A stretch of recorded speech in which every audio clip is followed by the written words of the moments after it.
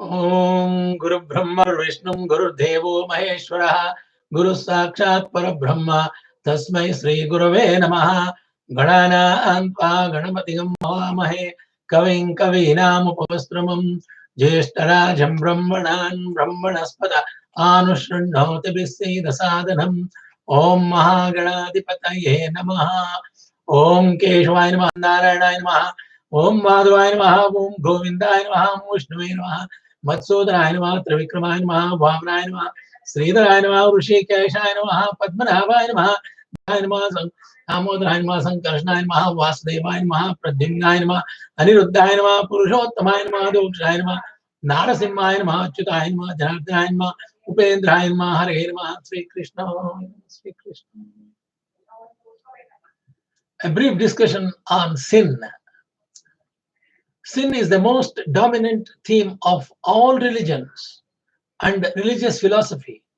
In Hinduism, sin is a formation or a consequence of desire-ridden actions, evil nature actions, bad karma, dushkarma, maya, and dereliction of dharma.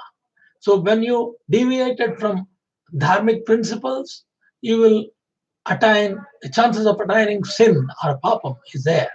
The idea of sin forms the basis of Hindu ethics and morality.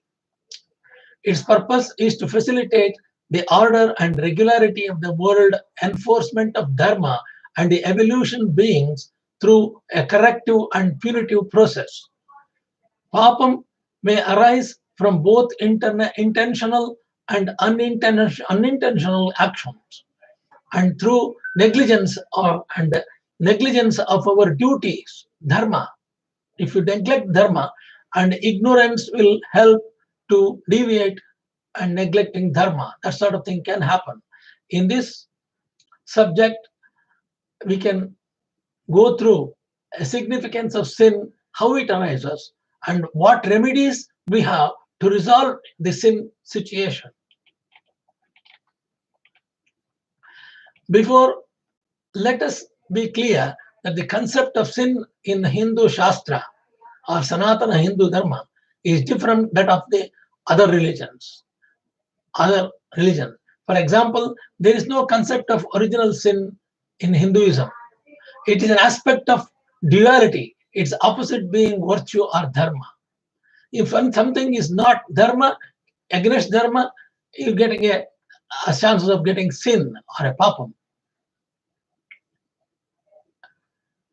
No one can ever be free from sin until the judgment day, since no one can truly follow the laws of God. The law of God is very difficult to understand. The law of God is given indirectly by advice of Bhishma Pithamaha in Bhishma Parva to Pandavas.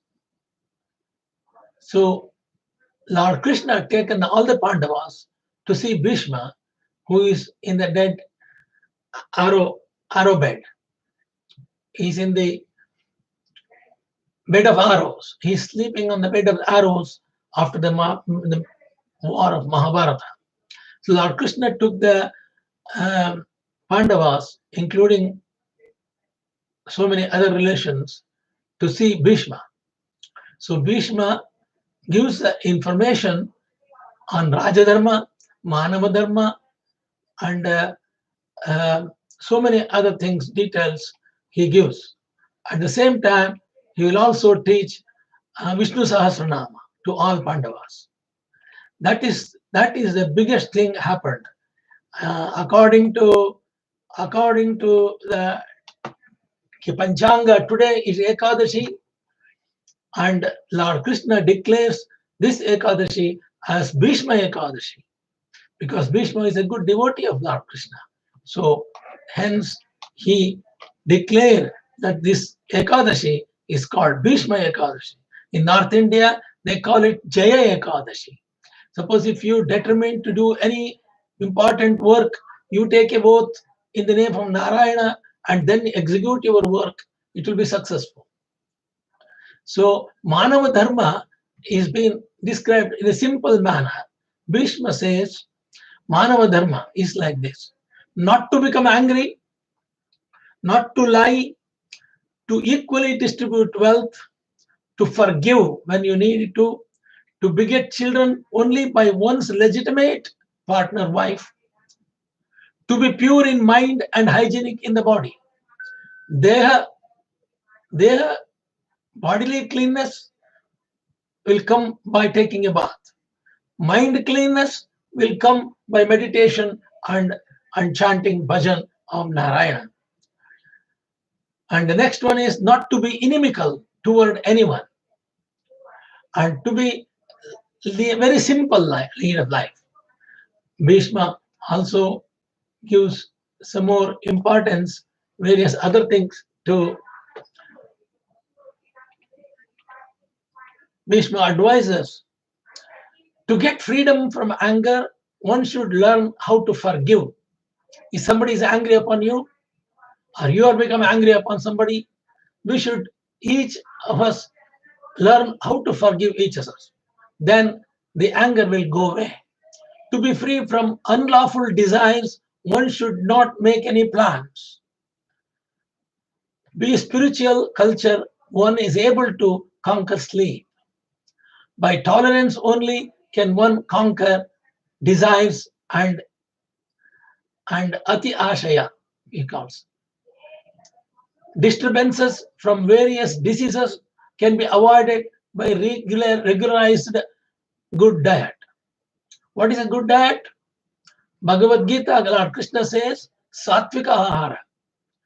Satvika Ahara is the one, the food has got a full life. Fruits, vegetables, greeneries, they're all vegetables, they're all live food. And rice, dal, all are living food. But the regulated diet by this sort of food, which is designated food for human body. The human body is constructed to eat only this food.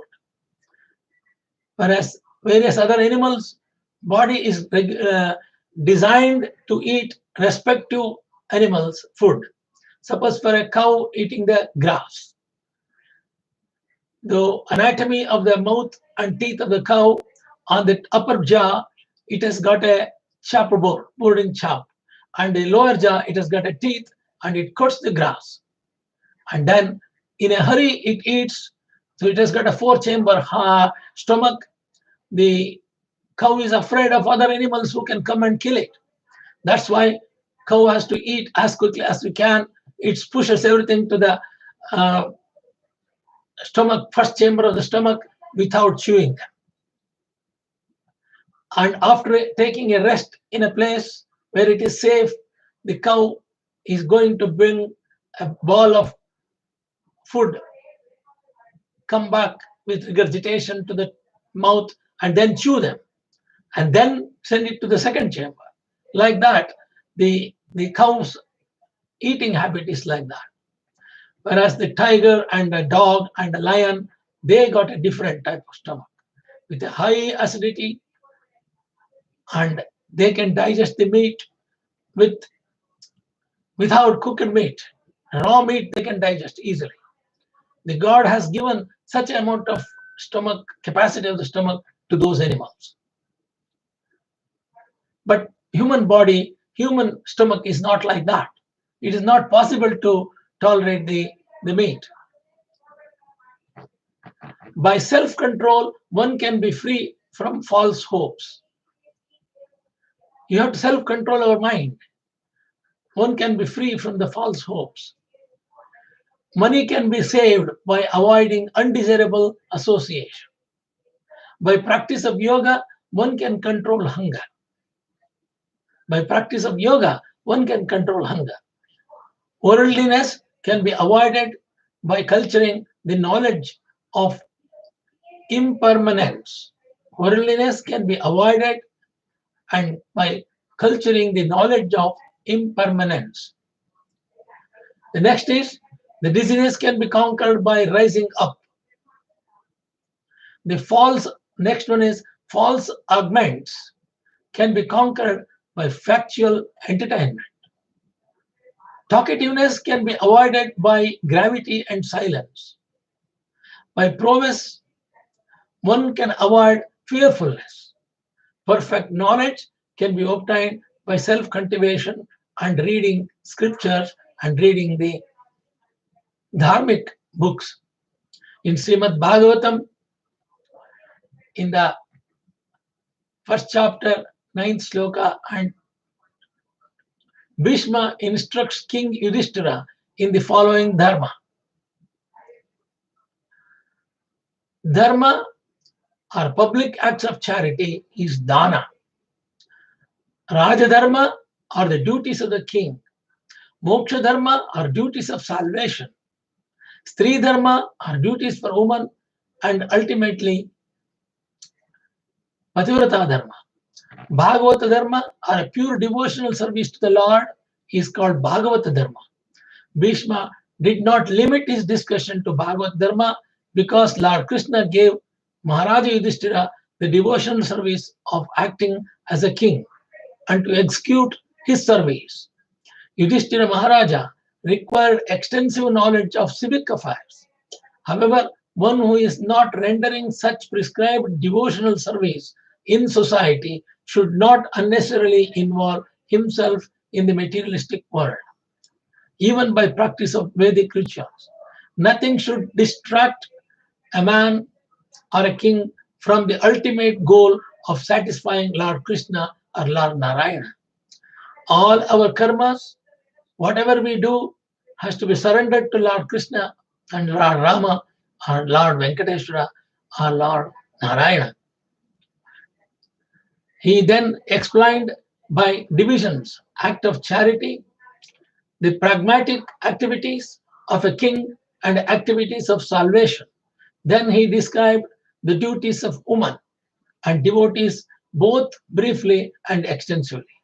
Then he described the occupational duties of different orders and different stages of life, citing instances from history for he who was himself well acquainted with the truth. Bhishma studied Dharmashastra by Brihaspati. Ganga took him to heaven, and as soon as he was born, Shantanu stopped Ganga, placing Bhishma in the Ganga river. So Shantanu stopped, and Ganga promised Shantanu that she will bring her son back to Shantanu at later stage when he finished his education. So Ganga Mata arranged Brihaspati to teach Bhishma and also he is learned from Vasishtha Maharshi also. Bhishma learned from Parashurama also. He has five, 6 gurus. So he is an expert in many fields. So there are 4 ashramas: Balyavasana, Yavana, and Grihastha and then Vanaprastha ashrama. To give charity is one of the householder's main functions. In Grihastha ashrama, we have to give charity. He should be prepared to give in charity at least 50% of the hard-earned money. According to Bhishma, we have to give 50% of the money to charity. A brahmachari or a student should perform sacrifices. Yajna yaga, a householder, grihastha should give charity, and a person in the retired life or in the renounced order should practice penances and austerities. Those are the general functions of the ashramas, or orders of life on the path of self-realization.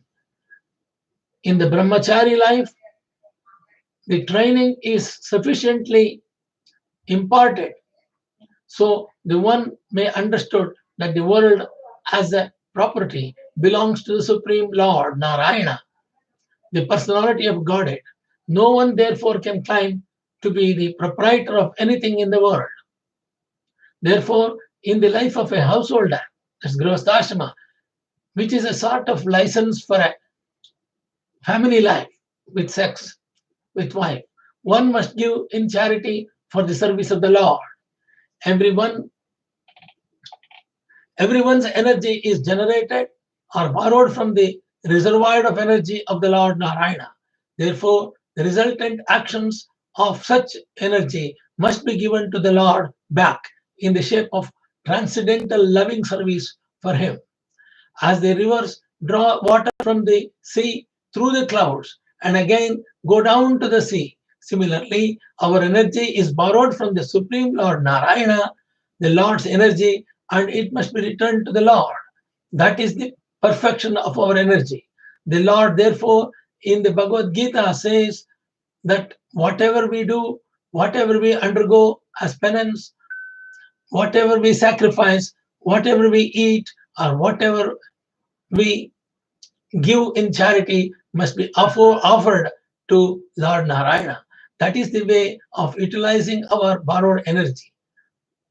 When our energy is utilized in that way, our energy is purified from the contamination of in material inabilities, inequalities, and thus we become fit for our original natural life of service to the Lord. This is dharma of every man. Rajadharma is for only king, is a great sacrifice. Unlike modern diplomacy for political supremacy, the kings were trained systematically to become magnificent and not merely be tax collectors. They were trying to perform different sacrifices only for the prosperity of the subjects of the nation or the kingdom. To lead the prajas, the prajas is the people in the country or prajas, to the attainment of salvation was a great duty of the king. The father, the spiritual master, and the king are not to become irresponsible in the matter of leading their subjects to the path of ultimate liberation from birth, death, disease, and old age. When these primary duties are prepared, discharged, there is no need of government of the people, by the people. In the modern days, the people in the general occupy the administration by the strength of manipulated votes, but they are never trained in the primary duties of the king, and that is also not possible for everyone. Under the circumstances, untrained administrators play havoc. To make the subject happy in all respects is not possible for them. On the other hand, these untrained administrators of the country gradually become corrupt and rogues and thieves and increase the taxation to finance a top-heavy administration that is useless for all purposes sometimes. Actually, the qualified brahmanas are meant to give direction to the kings for a proper administration in terms of the scriptures like the Manu Samhita or Dharma Shastra or Parashara Shastra. A typical king is the ideal of the people in general. And if the king is pious, religious, and following Dharma Shastra properly, the citizens generally follow him. Such a king is not a lazy, sensuous person living at the cost of other subjects, but alert always to kill thieves and dacoits. The pious kings were not merciful, and dacoits and thieves in the name of nonsensical ahimsa, non-violence. The thieves and dacoits were punished in an exemplary way so that in the future no one would dare to commit such mistakes in an organized form. Such thieves and dacoits were never meant for administration as they are now. The taxation law was simple. There was no force, no encroachment. The king had a right to take 1/4 of the production made by the subject. The king had a right to claim 1/4 of one's allotted wealth. One would never grudge parting with it because due to the pious king and religious harmony, there was enough natural wealth, namely grains, fruits, flowers, silk, cotton, milk, jewels, minerals, etc. are all available. Therefore, no one was materially unhappy. The citizens were rich in agriculture and animal husbandry, and therefore they had enough grains, fruits, and milk without any artificial needs of soaps and toilets, and cinemas and bars are not necessary, but they are in the society. These are the things Bhishma continued to say.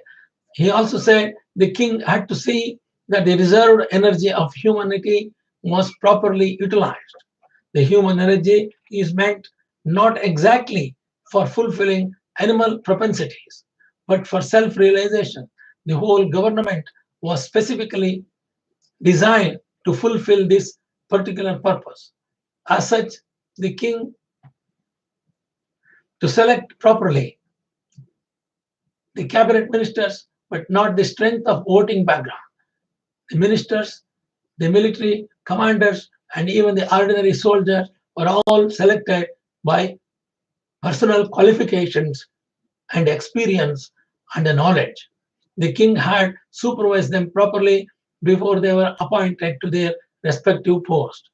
The king was especially vigilant to see that the tapasvis, that is, rishis, or sages, persons who sacrificed everything for disseminating spiritual knowledge, were never disregarded. The king knew well that the Supreme Personality of Godhead never tolerates any insult to his unalloyed devotees.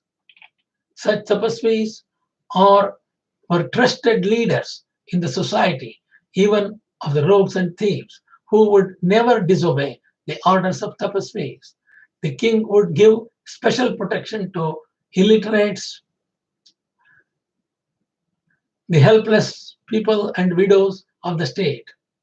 Defense measures were arranged previous to any attack by the enemies.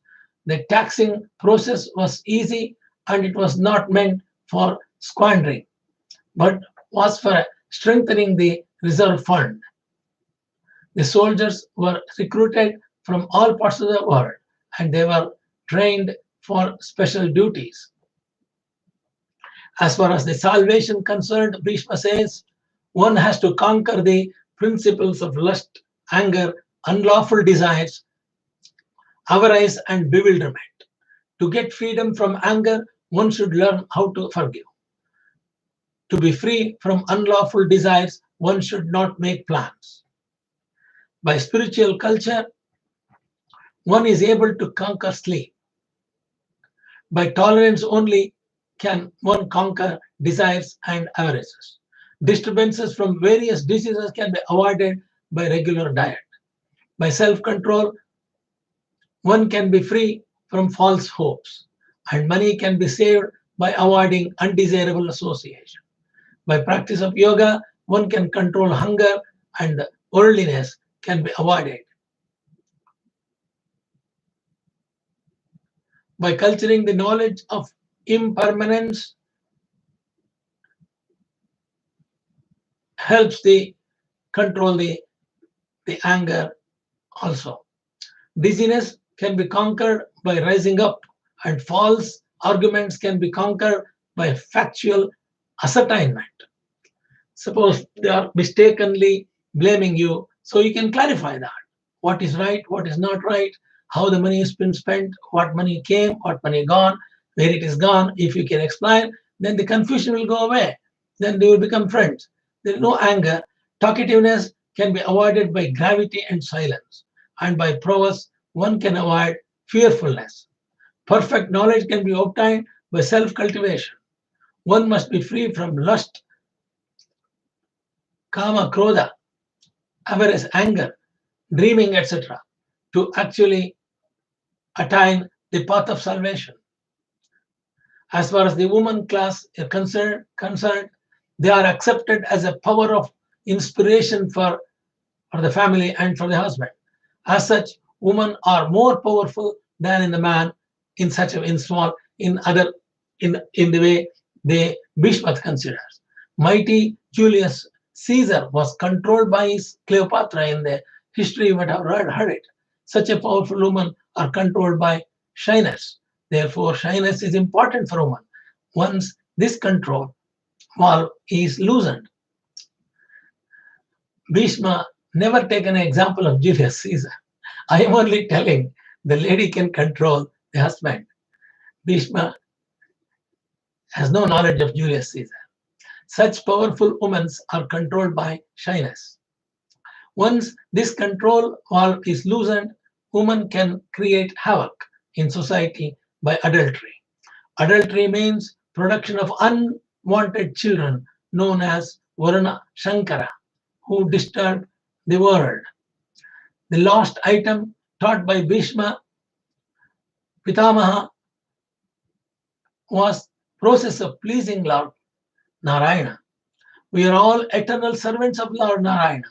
And when we forget this essential part of our nature, we are put into material conditions of life.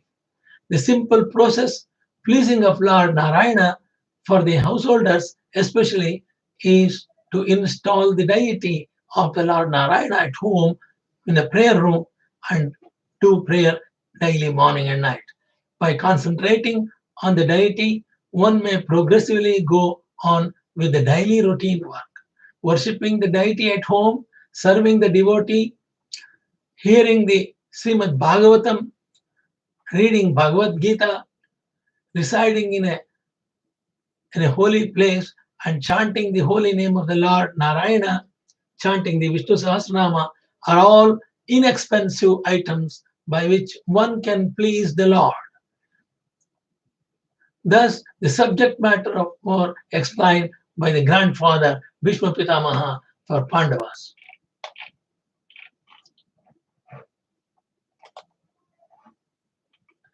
Coming back to the sin,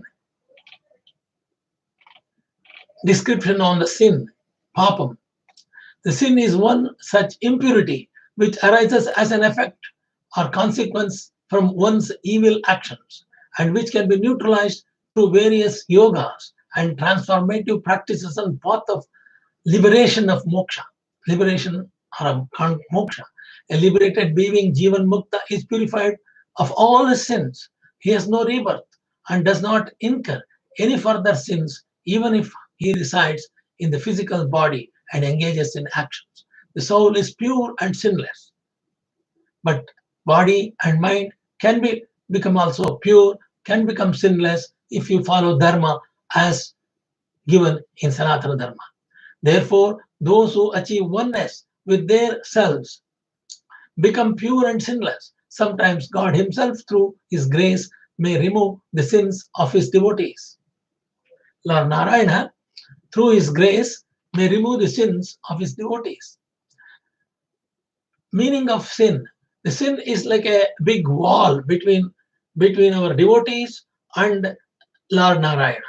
So you can't see Narayana, you can't get any grace of Narayana until this wall of sin has to be cleared and removed.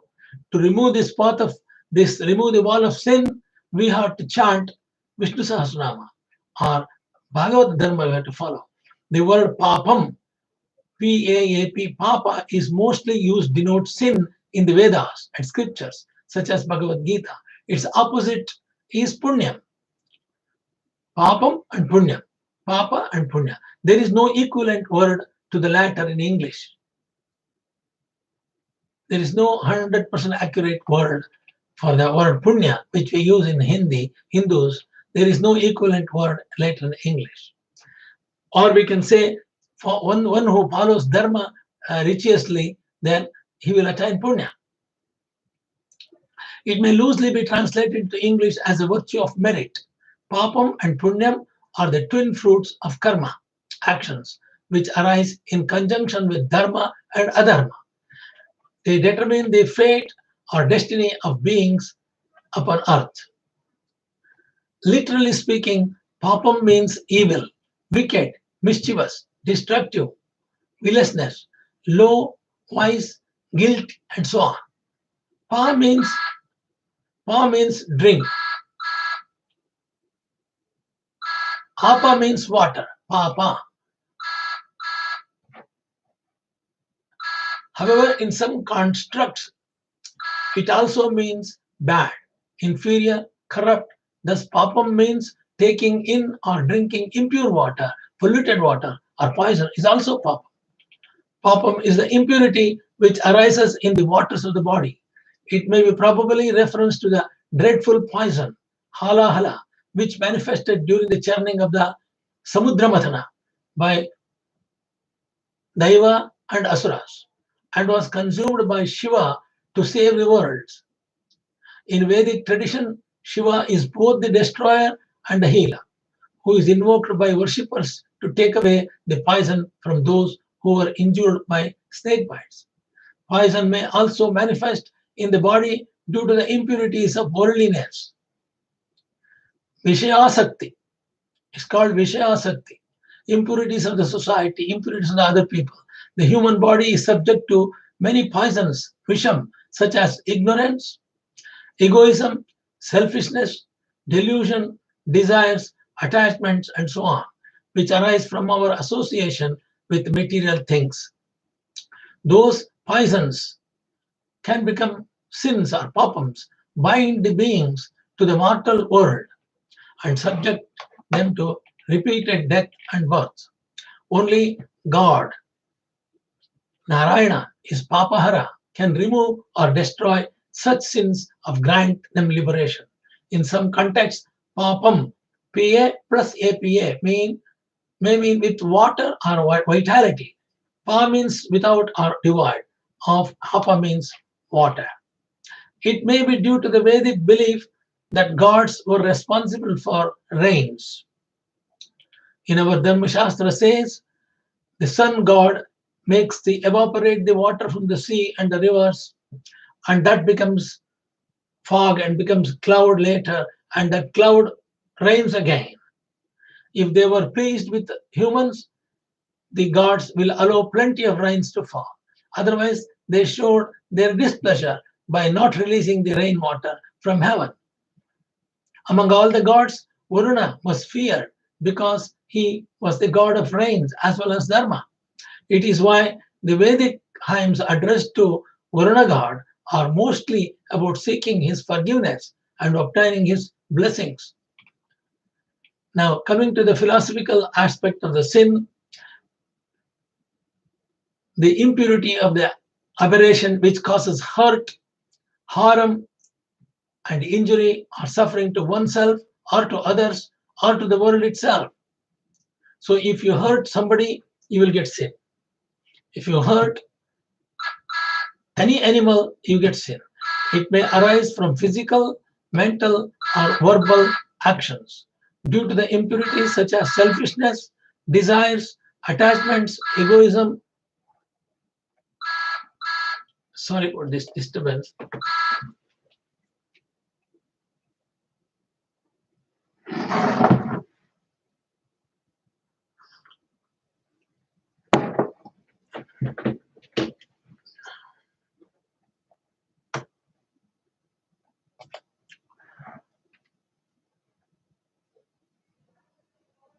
The underlying belief is that if you harm or hurt others or to yourself by any means or give them pain and suffering, you infuse your body with the poison of sin and bind yourself to the cycle of births and deaths. Papam leads to papatma, papaman, which means evil, misfortune, adversity, crime. You're not supposed to hurt anybody. You're not supposed to hurt any animal or bird, any insect. Lord Bhishma Pithamaha asked Krishna why I am going to get this painful death. Lord Krishna explains his karma was like that. When he was learning the archery, he was shooting the arrows and killed so many birds and animals. And those birds and those creatures who were killed by Bhishma was falling on the thorns in the bush. And they had a lot of piercing situation. So to repay that karma, Lord Bhishma had the end like that with a thousands of arrows, and he was in the bed of arrows. There are some crimes Bhishma has done the crime. He has done when Amba, from the daughter of king of Kashi, as a Swayamvara was going on, and Bhishma walked in, and he taken all the three daughters of king of Kashi along with him, showing his strength. All the other kings who came to Swayamvara, they were not able to fight Bhishma. They accepted defeat. Amba was fallen in love with the Shalva. The king Shalva was also fallen in love with Amba. But Bhishma has taken all the three daughters of Kashi king in his chariot, taken to Hastinapura. So Shalva came to fight Bhishma to release Amba. Amba was also watching. This is a crime against the girl's ambition to go to Shalva. And Bhishma, because of Amba, in Mahabharata you can read all this story, Amba went back to the Hastinapura. He told Bhishma, look, I am in fallen with love with the Shalva king, and he also likes me and I like him. So Bhishma, with grace, he never realized that. Immediately he released her and allowed her to go to Shalva. With respect, he has sent her. So immediately when Bhishma noticed this made a mistake, he allowed Amba to go. And Amba went back to his father. Father don't want to take him back. In those years, those time, the custom was when the girl is being handed over to somebody, and girl has to stay with him. So king of Kashi, could not take daughter back. And Shalva said, no, I couldn't fight Bhishma, so he is the owner now. You have to go to Bhishma. So she was in a puzzle. What mistake I have done? I have not done any injustice to anybody, but everybody is doing injustice to me. And she went and did a tapas, penance. She became, in her mind, she decided Bhishma is the culprit who did all this trouble to me. So she wanted to born as a boy and kill Bhishma in the next Punarjanma.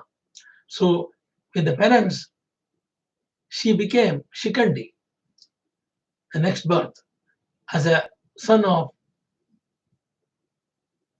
Dharopada Maharaja. And he born as a eunuch because Bhishma has taken an oath that he won't fight the war with eunuchs. That's how Shikandi came. That Amba, a girl, attained a Punarjanma to kill Bhishma. So this is a very prominent example of Punarjanma. She wanted to born as a boy to kill Bhishma. That's how she came and reborn again. That is Punarjanma. The consequence of sinful actions or fault or mistake, aparada. In Hindi and Sanskrit, sin is aparada. Worry or anxiety, chinta. Impurities of imperfections, doshas. Evil intentions, dudhi. Evil qualities, dhurta lakshana. Immortality is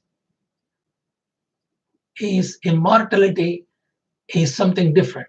Demonic nature, asura sampatti. So in Bhagavad Gita, there is a chapter called Daivasura Sampad Vibhaga Yoga. In that chapter, the qualities of asuras and qualities of daivas are cleanly described. Daivas follow sattvika for life, asuras follow adharma for life. That is, they are not coming to the sattvika style. Mental affliction, klesha. Destruction, nirti. Karmic debt, sorrow, shoka. Karmic debt is runa.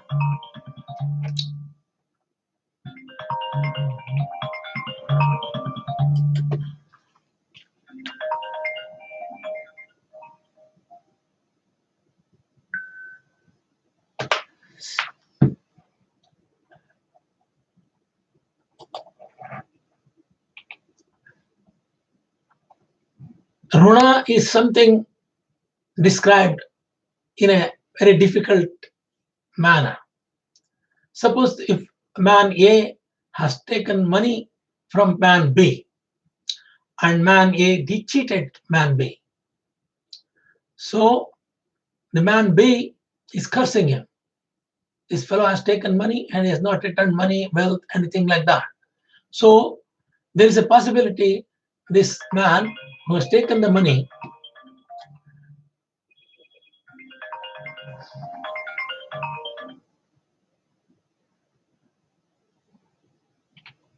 the man who has taken wealth from A to B, if he doesn't return, he will attain sin.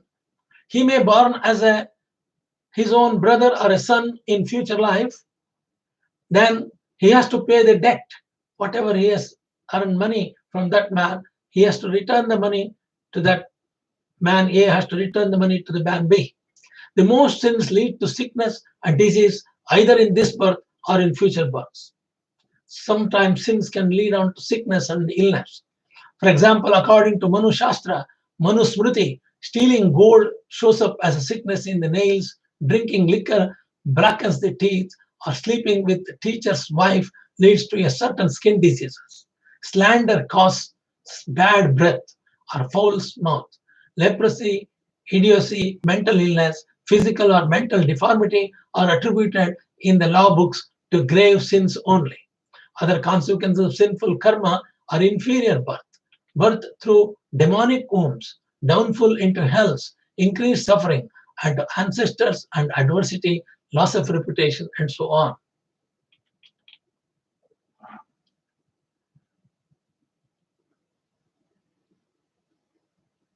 We will continue on the next day.